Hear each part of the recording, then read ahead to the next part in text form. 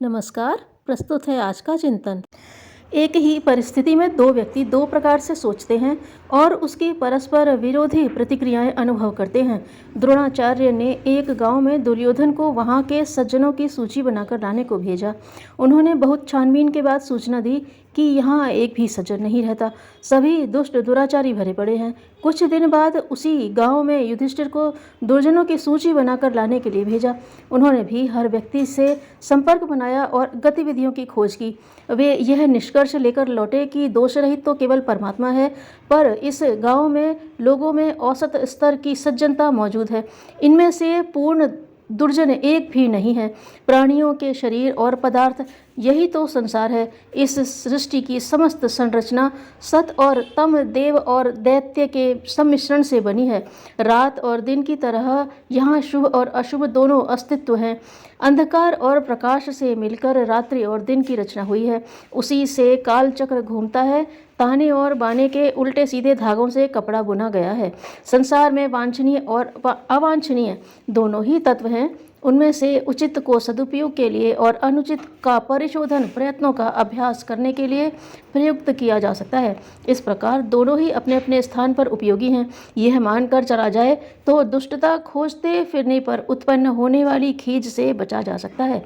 दुर्योधन और युधिष्ठिर के अपने अपने दृष्टिकोण थे। उन्होंने अपने अपने अनुरूप खोज करके अपने ढंग से निष्कर्ष निकाले थे।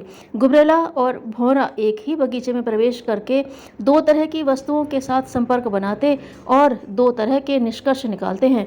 भौरा फूलों पर मंडराता है, सुगंध लाभ लेता और उस वातावरण पर प्रसन्नता व्यक्त करते हुए गुंजन गीत गाता है। उसी बगीचे में पौधे में लगाने के लिए दुर्गंध युक्त गोबर का खाद भी किसी कोने पर जमा रहता है। गुबरैला कीड़ा अपनी प्रकृति के अनुरूप उसी खाद के ढेर की तलाश कर लेता है और अपने दुर्भाग्य पर रोते हुए कहता है, संसार में बदबू ही बदबू भरी पड़ी है। पुष्पोद्यानों में भी दिए तले अंधेरा मौजूद है। बात गुबरेले कीड़े की भी सच ही है। यूं झुटलाया भौरे को भी नहीं जा सकता। एक गुलाब का फूल कह रहा था कि ईश्वर ने हमारे साथ अन्याय किया कि इतनी पतली और कंटीली बेल पर लगाया। हमारा स्वरूप किसी चंदन जैसे बड़े वृक्ष की शोभा बढ़ाने योग्य था। दुर्भाग्य का रोना रोने वाले इस पुष्प के समीप उगे हुए दूसरे पुष्प ने कहा, मूर्ख, सोचने का तरीका बदल। पतली कटीली बेल पर उगने के कारण छोटा सा फूल होना चाहिए था। तू कितना सौभाग्यवान है कि तुच्छ स्थिति से उत्पन्न होने पर भी इतना बड़ा सौभाग्य पा सका। दृष्टिकोण के आधार पर ही लोग अपने संबंध में मान्यता बनाते और दुख में खींचते एवं सुख में मुस्कुराते पाए जाते हैं। संसार में बुराई और भलाई का, हानि लाभ का, प्रिय अप्रिय का अस्तित्व है और वह बना ही रहने वाला है। हमें किसी का भी प्रभाव अपने ऊपर ऐसा नहीं पड़ने देना चाहिए जो मानसिक संतुलन बिगाड़ कर ही चिंतन में अपंग, असमर्थ बनाकर रख दे। लाभ का, सुविधा, संपत्ति का उपयोग यह है कि सफलता देखकर उत्साह प्राप्त करें और उपलब्धियों का अधिकाधिक सदुपयोग करके उनसे अपने संपर्क क्षेत्र को लाभान्वित करें। हानि, विपत्ति या विकृति सामने आने पर उससे दूसरी प्रकार का लाभ लिया जाना चाहिए। सोचा जाना चाहिए कि क्या भूलें या दुर्बलताएं इस कठिनाई में कुछ कारण तो नहीं रही हैं।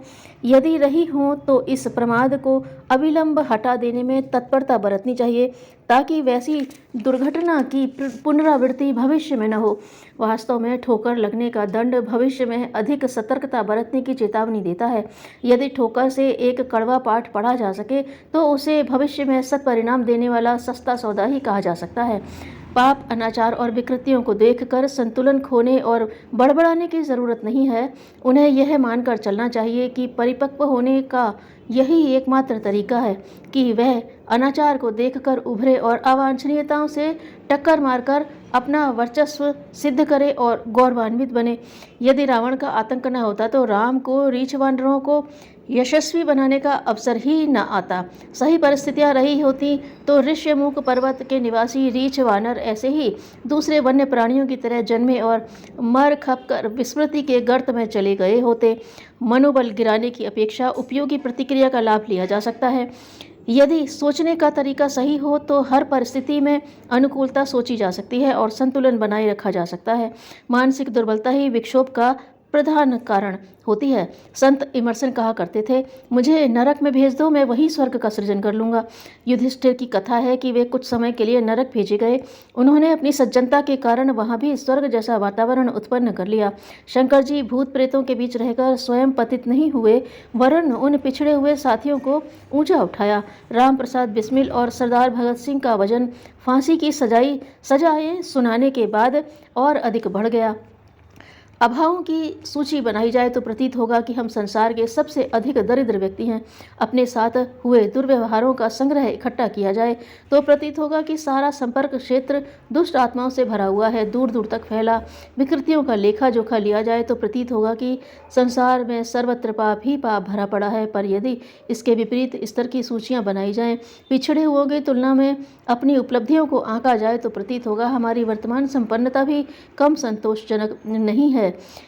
अपने साथ हुए सद्व्यवहारों और उपकारों की सूची बनाई जाए तो प्रतीत होगा कि संबंधियों में सज्जनता का ही बाहुल्य भरा पड़ा है। संसार में जो श्रेष्ठ गतिविधियां चल रही हैं उनका विवरण प्राप्त करने पर लगेगा कि इस दुनिया में श्रेष्ठता भी प्रौढ़ स्थिति में मौजूद है।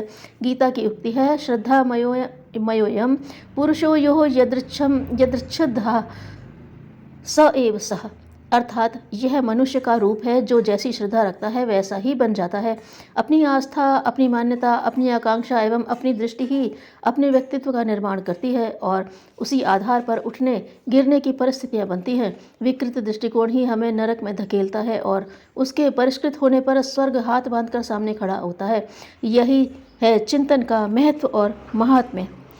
विपत्तियों में मनुष्य परमात्मा के बारे में सोचने को बाध्य होता है।